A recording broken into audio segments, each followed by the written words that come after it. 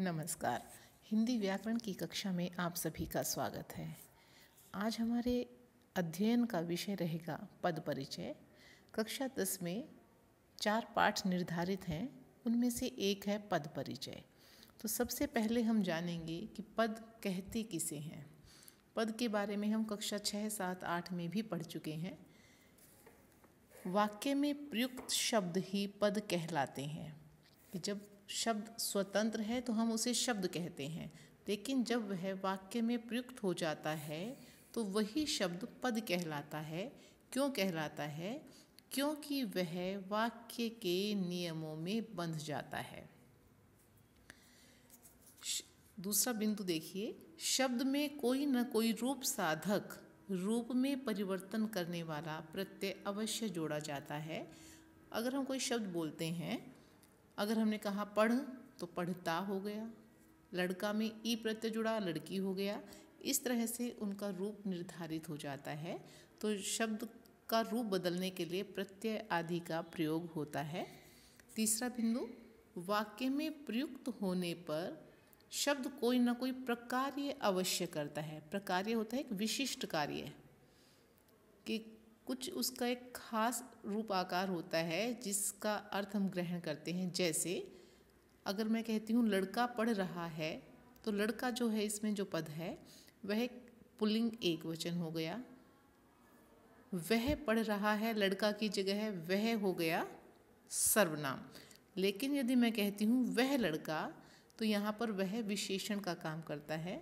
तो उनका एक प्रकार अवश्य रहता है कि विशिष्ट रूप से वह उस वाक्य में किस कैटेगरी में आता है, किस वर्ग में आता है। प्रकार्य करने के कारण ही शब्द पद बन जाता है, कि कहीं वही शब्द संज्ञा का काम कर रहा है, कहीं वही शब्द नामिक विशेषण बन जाता है। तो इस तरह से हमें पूरा वाक्य पढ़ने के बाद ही हम पद का परिचय दे पाते हैं, समझ पाते हैं। अब पद परिचय से संबंधित कुछ बिंदु हैं।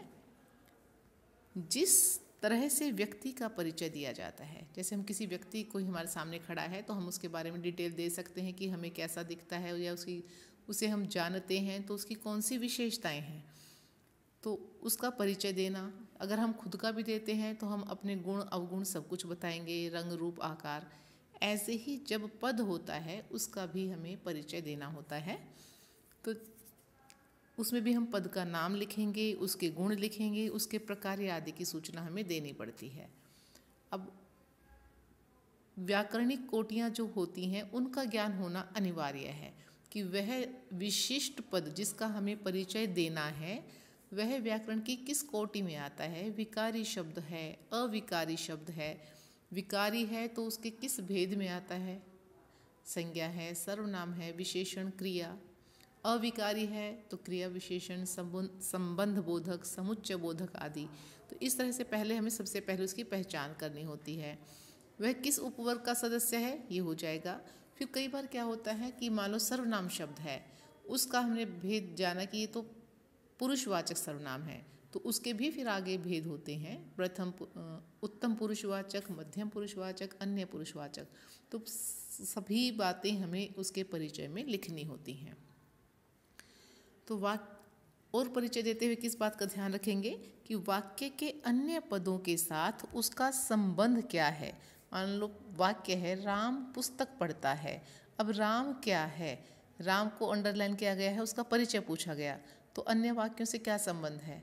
जो पुस्तक है वो कर्म है, पढ़ता है क्रिया का करता है राम। तो ये संबंध हमें बताना होगा कि क्रिया से उसका क्या संबंध है। तो अन्य शब्दों के साथ संबंध भी बताया जाएगा। फिर अगला बिंदु है 4th पॉइंट, इसमें जो लिखा गया है वह पद क्या प्रकार्य कर रहा है, कि जिस वाक्य में उस विशिष्ट शब्द को लिखा गया है वहाँ पर उसकी पहचान क्या है। जैसे अभी मैंने 2-3 वाक्य बोले थे कि लड़का पढ़ता है, और फिर मैं कहूँ वह लड़का पढ़ता है, तो लड़का की जगह अगर वह कहते हैं तो वह सर्वनाम है, लेकिन वह लड़का कहते ही वह का प्रकार्य बदल गया। सिर्फ वह लिखने से वो सर्वनाम का प्रकार्य करता है, कार्य कर रहा है, और वह लड़का करते ही वह क्या बन जाता है, विशेषण का काम करता है। तो उसका प्रकार्य उस वाक्य विशेष में क्या है, ये चीज़ें ध्यान रखने की होती हैं।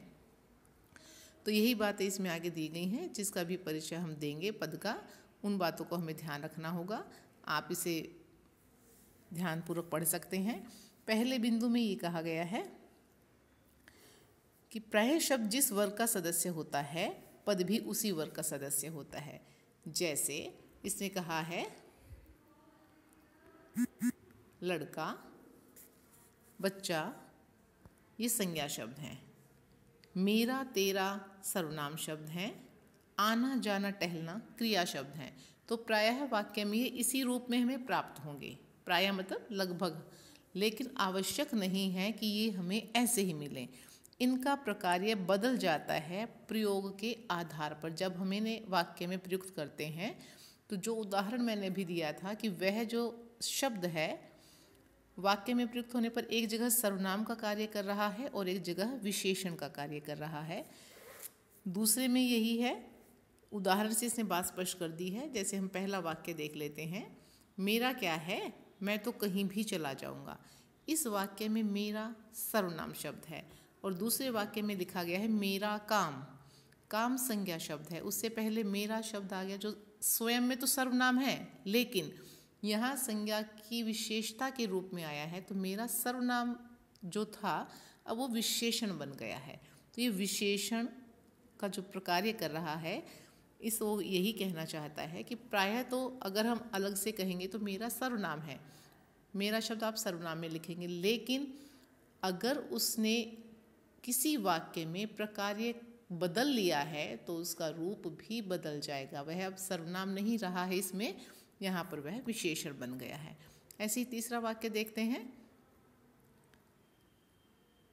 तीसरे वाक्य में है